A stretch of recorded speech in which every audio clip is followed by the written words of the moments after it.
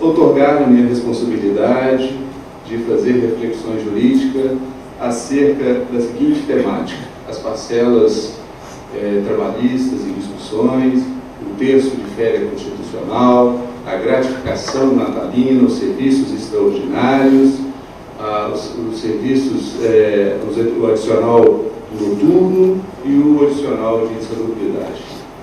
É importante destacar que as contribuições sociais têm ganhado notória relevância em todas as discussões em Congresso, seja atualmente aqui em Minas Gerais, encampado pelo nosso Procurador-Geral, Advogado-Geral do Estado, professor Norte, que é a desvinculação da Receita da União, ou seja, a finalidade na norma não tem sido, de certo modo, mesmo com uma autorização constitucional, o desvio de receita tem ferido o equilíbrio do federalismo fiscal brasileiro.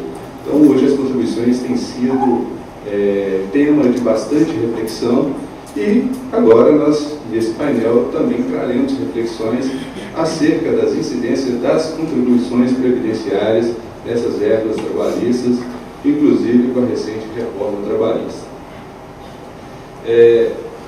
Um ponto fundamental, crucial, as normas constitucionais prevêem conceitos e as extensões desses conceitos são bastante delimitadas.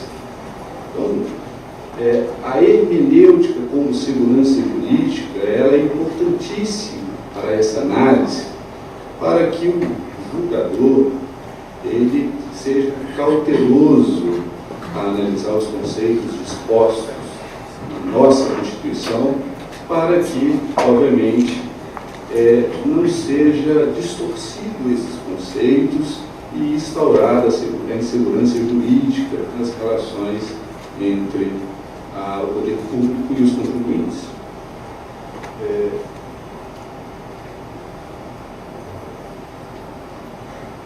Então, as contribuições previdenciárias são de competência da União, com base no artigo 195, não obstante o artigo 195 trazer disposições gerais das nossas contribuições sociais, mas a competência nela contida tem autorização expressa do artigo 149 da nossa Constituição, do nosso texto constitucional. E o artigo 195, como o artigo 195 trata da principal fórmula de financiamento da Seguridade Social,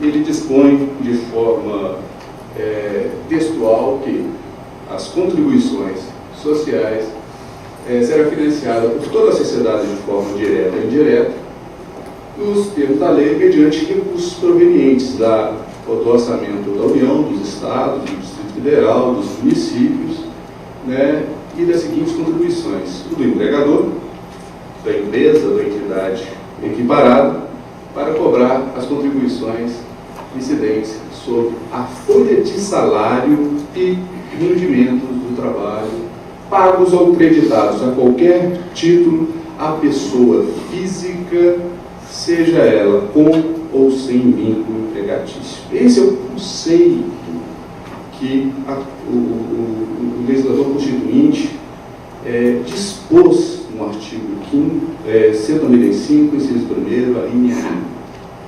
E é esse conceito que o legislador ordinário deve se observar, deve se orientar.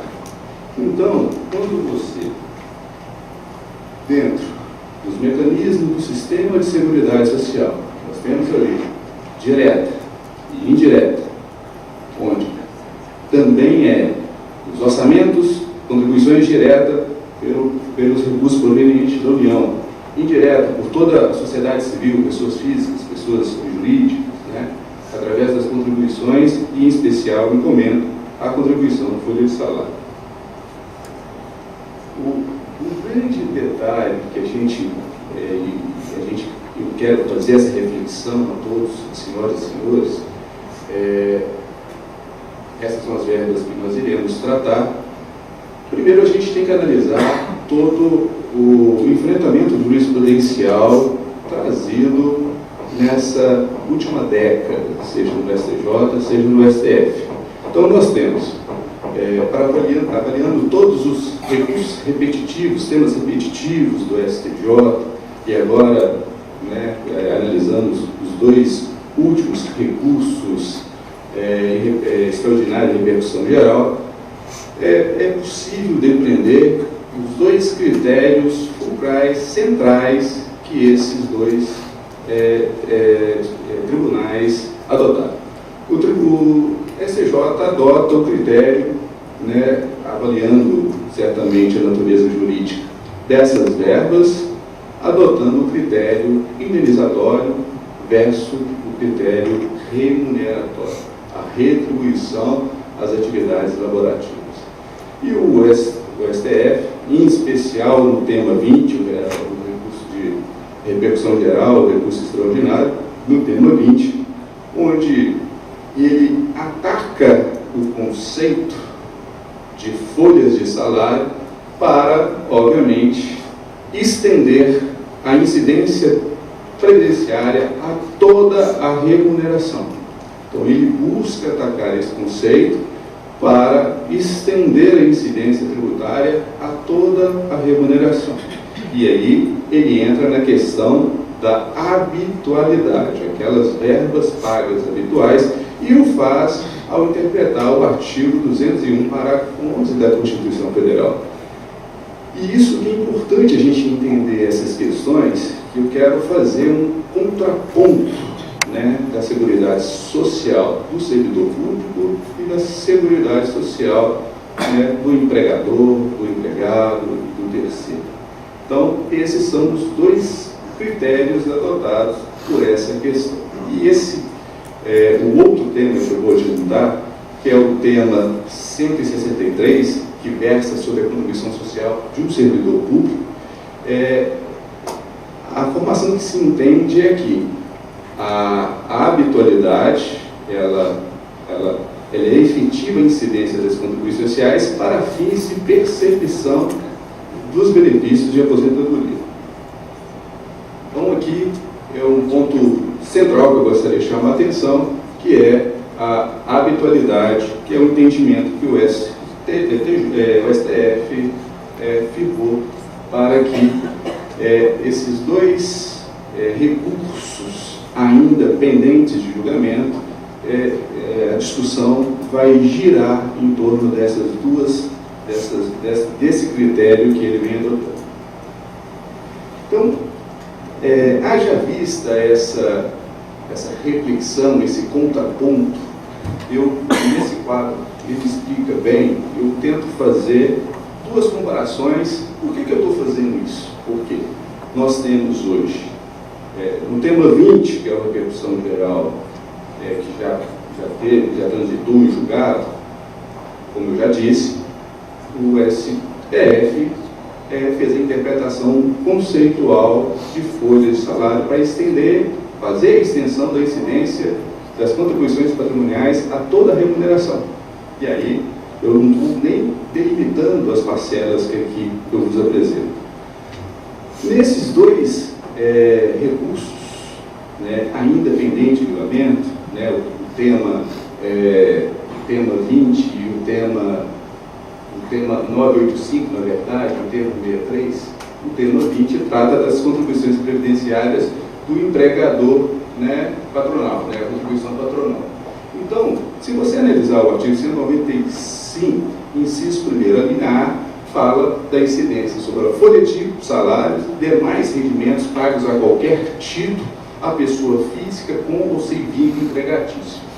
E olha que interessante, ele cria uma delimitação, esse alcance da norma constitucional, ela acaba delimitando que nenhum benefício ou serviço poderá ser criado ou majorado sem o correspondente custeio.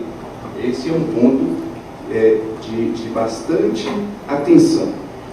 E olha que interessante, no outro recurso extraordinário que versa sobre uma discussão de um servidor público, nós temos, né, uma professora da Universidade Federal de Santa Catarina, que, com base no artigo 40, onde a contribuição social ela atende os princípios da contributividade, da solidariedade, e deve adotar todos os critérios para garantir o equilíbrio atuarial e financeiro. Ele tem também, no seu parágrafo 2º, os proventos de aposentadoria e pensões por ocasião da concessão não poderá exceder a remuneração. Aquilo que se cobra de incidência previdenciária nos proventos não pode ser excedente aquilo que se vai perceber em benefício quando da inatividade. E aí, em sede de recurso extraordinário, a recorrente alega que a contratação é regida pela Lei 8.212, e aí, obviamente, tentando tratar aquilo que já foi demasiadamente pacificado sob a constitucionalidade do artigo 22, inciso 1º. E aí, se essa servidora lograr isso, vai refletir os efeitos em toda a seguridade social no âmbito patronal. Por quê? Veja que interessante. Se a percepção ela tem que existir uma conexão com a fonte de custeio e o benefício, havendo essa decisão nesse sentido, toda aquela verba que haver a incidência previdenciária que for excedente aquilo que você vai receber como aposentadoria, ela estaria em tese sendo cobrada inconstitucionalmente. Então esse é um ponto interessante que a gente vai aguardar ansiosamente este julgado, mas se esse julgado, nessa repercussão geral do tema 163, tanto que todos os temas repetitivos do STJ está só testado, aguardando o julgamento desse recurso extraordinário, vai trazer uma reflexão de forma bem significativa. E o próprio relator, o ministro Barroso, ele cita o seguinte: são 985 ações versando sobre essas parcelas, não só essas parcelas, a doutora Tatiana vai tratar sobre outras aqui, inclusive a alteração da reforma trabalhista, que retirou algumas parcelas do parágrafo 2º do artigo 457, também fazendo alterações no artigo 28, parágrafo 9º, inciso Z, para incluir, para tirar da incidência previdenciária as participações, prêmios, ajudas de custos, enfim. Isso vai trazer uma discussão muito mais abrangente do que as parcelas que a gente visa aqui enfrentar. Então, a problemática que eu gostaria de instaurar é da hermenêutica como instrumento de segurança jurídica. Ronald Dworkin, no livro Império do Direito, especialmente no capítulo de jurisprudência revisitada, ele cita duas formas que o intérprete da norma que ele pode se orientar num caso prático para formar seu conhecimento. Ou ele, literalmente, interpreta o que a lei realmente diz, ou ele tenta entender o que o legislador tinha no seu íntimo para formar aquela norma jurídica. E é essa que é a problemática que nós enfrentamos nos julgados da nossa Suprema Corte Brasileira. Então, fazendo um panorama da nossa jurisprudência, nós temos hoje, em repercussão geral, 3 recursos extraordinários. Aquele que já está transitado em julgado, que é o tema 20, que é o alcance da expressão folha de salário para fins de instituição das contribuições, e aí é o que firmou o critério da habitualidade, especialmente no artigo 201, que fala ganhos habituais, e é por isso que vem esse entendimento. O artigo 63, que que trata exatamente das contribuições, e aí, nesse recurso extraordinário, tenta enfrentar o conceito de remuneração para fins de composição da base de cálculo das contribuições sociais. E o artigo 195, né, que também versa sobre essas contribuições sociais previdenciárias incidentes dessas verbas que aqui eu vos digo. Esse recurso extraordinário não foi caracterizado, o STF entender que tratava de norma infraconstitucional. Nós temos o panorama do texto de férias.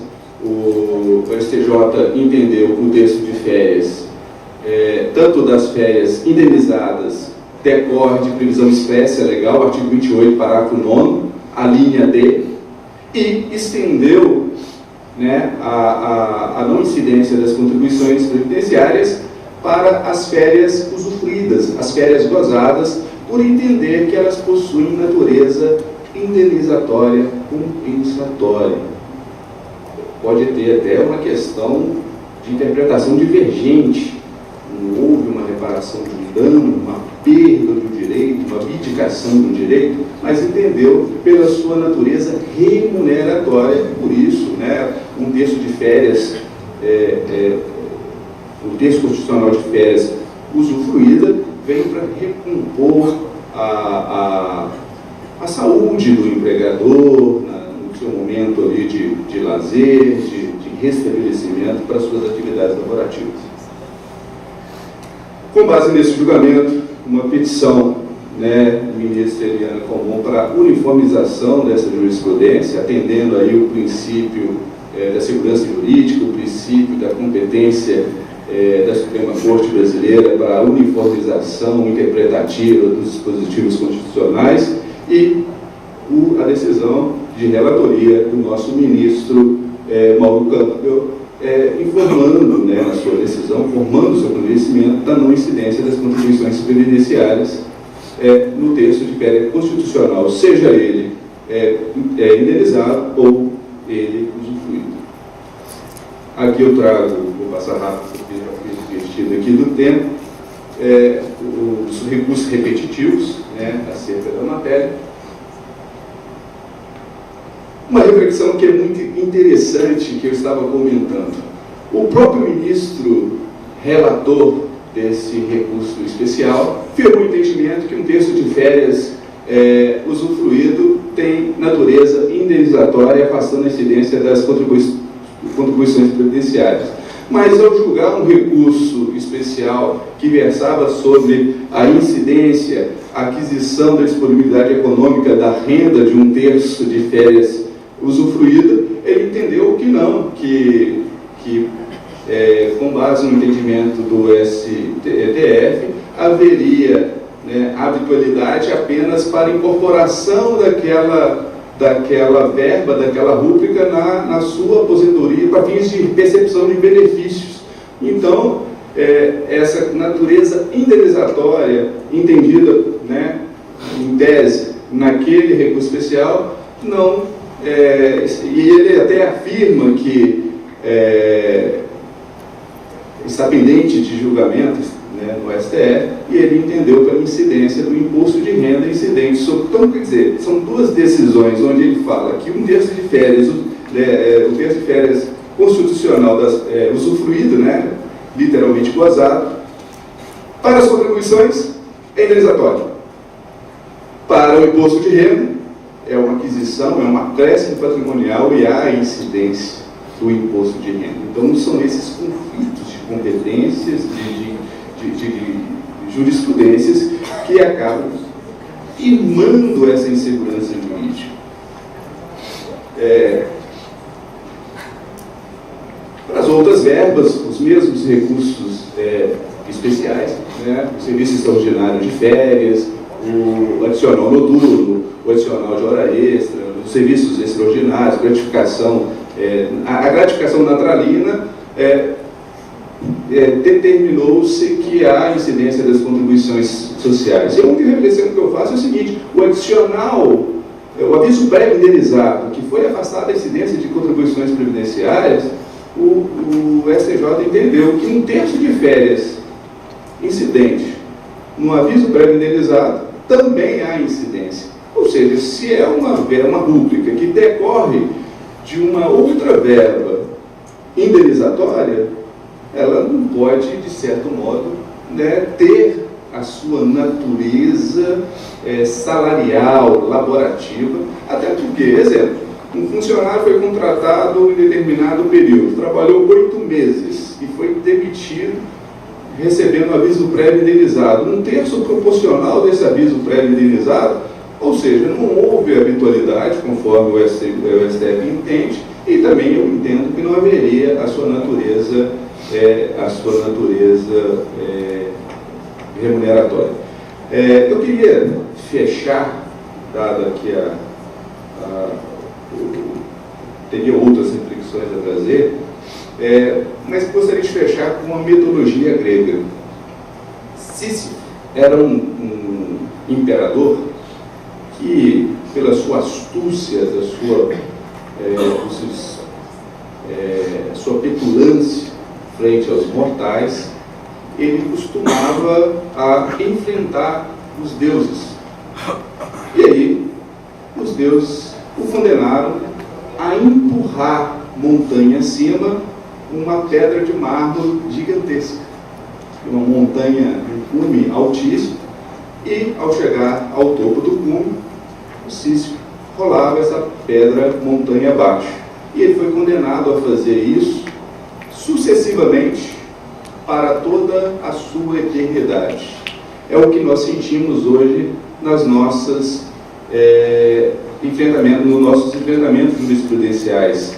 As discussões, elas não se estabilizam, elas não se pacificam. Quando nós pensamos que haverá um julgamento no STF que pacificará a jurisprudência, novas discussões surgem e tudo se reinicia como a pedra de mármore que é rolada a montanha acima e devolvida a montanha abaixo sucessivamente.